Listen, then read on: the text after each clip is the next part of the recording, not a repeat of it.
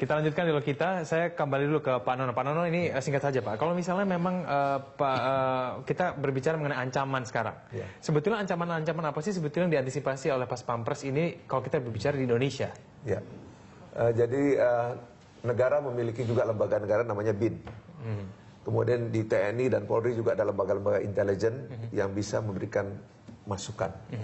Nah, dari sana akan diolah sebuah kegiatan presiden, mulai dari rutin, kemudian khusus, sampai dengan tidur sekalipun juga kan membutuhkan pengamanan 1 kali 24 jam.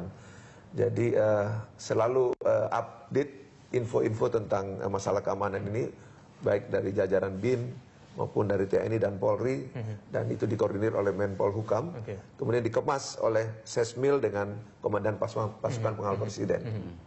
Selalu sebelum ada kegiatan dibicarakan dulu, lebih dulu.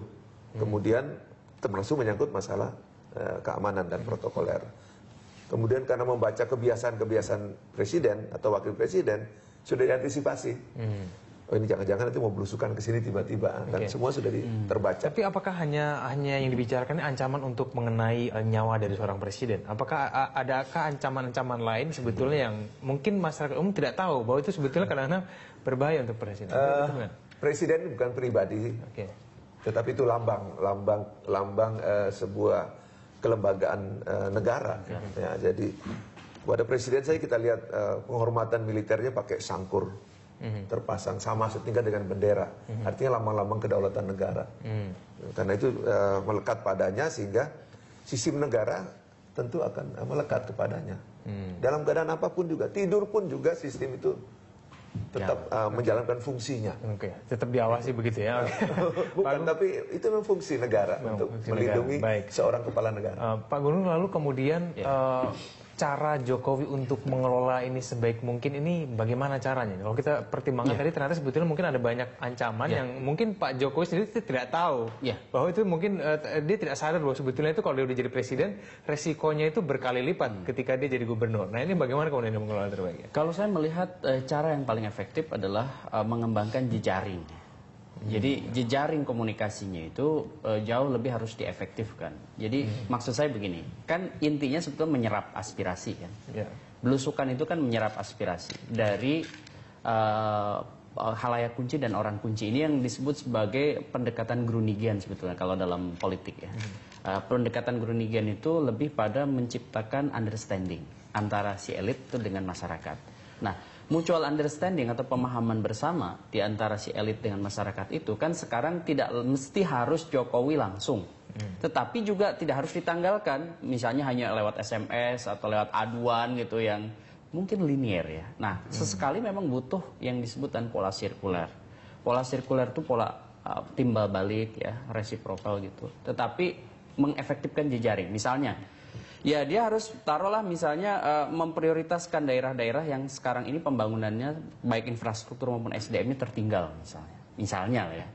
Taruhlah Papua misalnya, Papua Barat atau misalnya wilayah timur beberapa daerah itu bisa kepala daerahnya atau setingkat misalnya di bawahnya itu bisa ditemui langsung.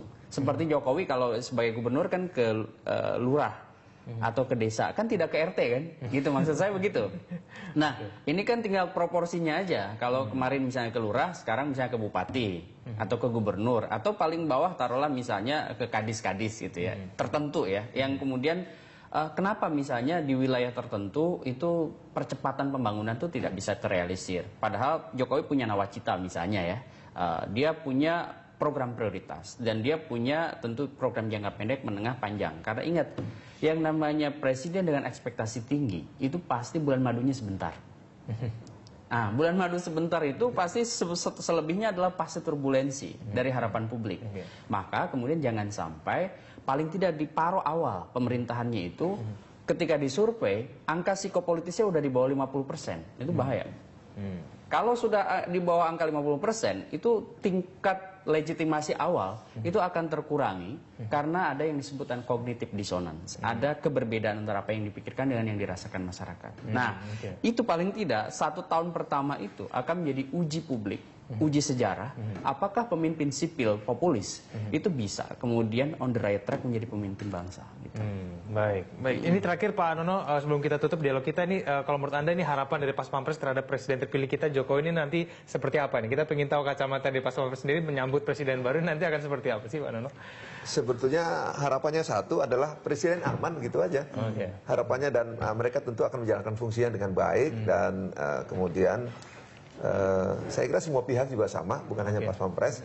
Agar presiden kita ini dapat menjalankan fungsinya dengan baik, termasuk apapun yang dilakukannya, belusukan tetap bisa terwadahi, tugas-tugas kenegaraan, tugas pemerintahan dan lain sebagainya dapat dijalankan dengan baik.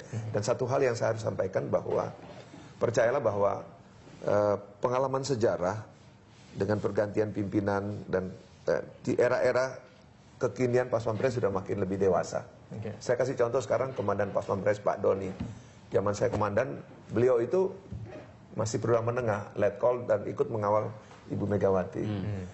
Kemudian berkarir ke sana kemari, ke pasukan, ke Kostrat, ke Kopassus, balik lagi. Itulah track record dan sudah punya track record. Nah, jadi sehingga siapapun juga nanti presidennya tidak ada masalah. Mereka adalah orang-orang profesional yang memiliki tingkat kejuangan yang tinggi dan mereka akan melayani siapapun pemimpinnya. Jadi tidak ada persoalan. Baik, tidak berharap belusukan dikurangi begitu ya Pak Nono. Tidak ada masalah. Oke, baik. Pak Nono dan juga Pak Gunggun terima kasih telah bergabung bersama kami di Jurnal Pagi. Terima kasih. Terima kasih.